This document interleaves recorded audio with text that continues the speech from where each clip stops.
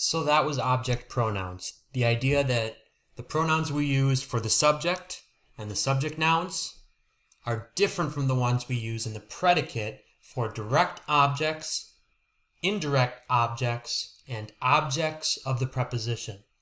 Those use the objective case pronouns like us, them, her, him, and me.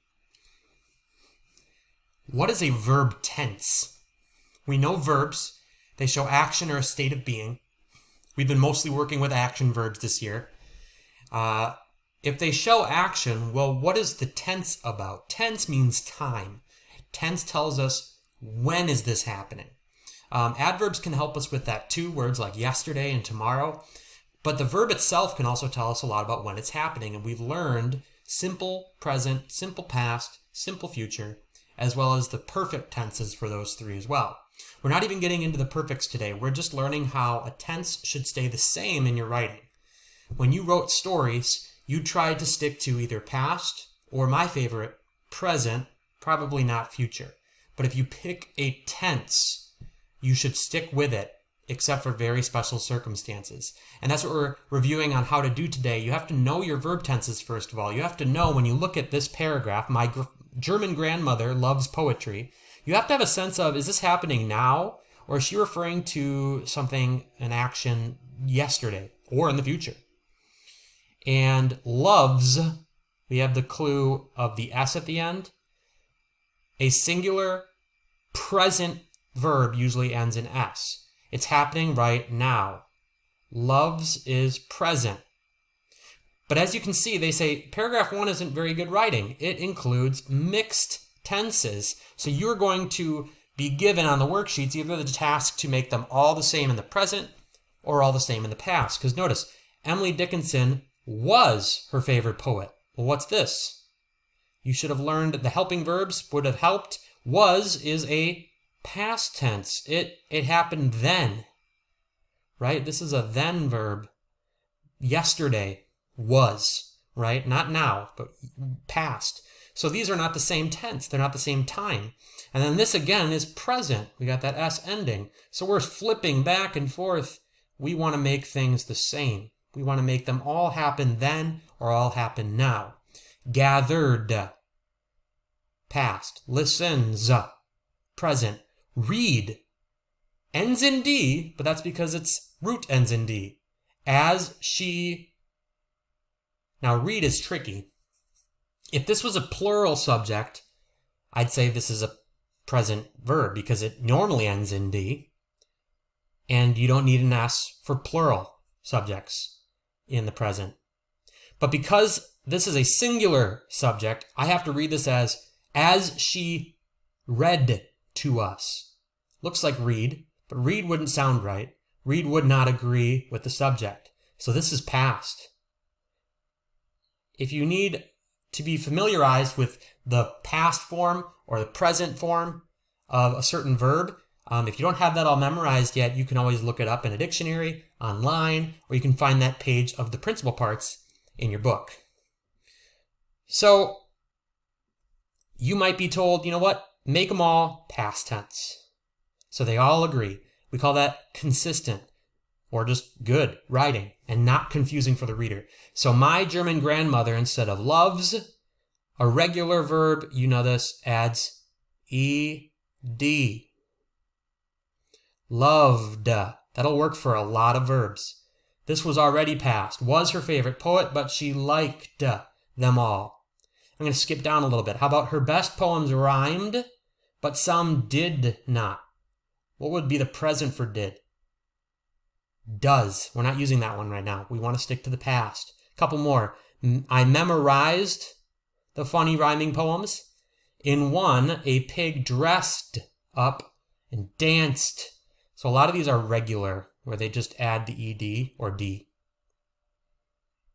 Here's one that's not as regular. What's the present tense for this verb? That'd be forget. But if it happened yesterday, maybe it's easier to do that sometimes. If you want to make it past, say, yesterday I, and then see what the verb should be. Or yesterday we, if it's plural. And then see what sounds good. Yesterday I forgot her friends. Not forgets or forget, it's forgot. The nice thing with past too is you probably don't need to change endings depending on singular or plural, do you? If you switch them all to present, right? Now we have do or does, depending if it's singular or plural. We have love or loves. We have gather or gathers. Again, you have to have it agree, singular or plural, with the subjects. Reads, right? Present means happening right now. You have to keep it the same throughout. Change them so they are all consistent to the tense they're asking for. Got it? Let's try a little on the worksheet you've got. Suddenly, Mrs. Montclair's computer crashed. She does nothing bad to it. One moment it was fine, and the next moment it just goes blank. Here we have just 3 sentences. They make it easy. They underline the verbs for you. There's 1 here, here. There's 4 total. But we've got 2 in the past, 2 in the present. So let's first look at the 4 verbs, almost separate them in your head, and think, what tense are they in right now? It's mixed up here. Crashed, that's past.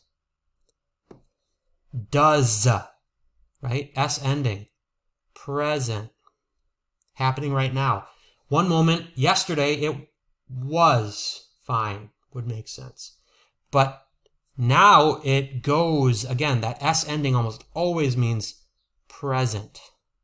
So we're back and forth. What do they want in paragraph 2? Change them all to present. So this one and this one stay the same. Right? We keep it as goes and does. But I'm going to change colors for the ones I changed from past to present. The root verb is crash. The subject is singular, computer, so we need an S at the end. Suddenly, Mrs. Montclair's computer crashes. It's happening right now. One moment it not was, but is fine. And the next moment it just goes blank. All right? Conjugate means to show a verb in the past, present, past, future. Those are the simple tenses. And then the perfects, present, past, and future perfect. We did okay on these, but we had some issues maybe with the helpers sometimes. So this is an irregular verb. You can't just add ed to it. That's not going to work for the past. So in the present, it's happening right now. All you need is to either add an S or not. Past is usually add ed, but since it's irregular, you have to think, what does this verb change to when I say yesterday I, not catched, but what? Future always uses will or shall. And then the verb. Present perfect. Has or have. Singular or plural. I don't care which one you use. Then what form goes there? You might have to look it up. Past is had, always had. Future, I had a lot of people just putting will last time. That's not right. Will, otherwise it'd be the same as simple future. Will have, and then that form again. Make sure you get this form right because you're going to use it 2 or 3 times. That's what we do when we conjugate. Make sure you use sentence 3 for exercise 2. Doesn't matter what order. Don't forget simple subject, simple predicate. Looks like one of these sentences needs underlines. Okay, make sure you get those. And watch out for mixed patterns. All right, best of luck. Do your best. Thank you for all your hard work.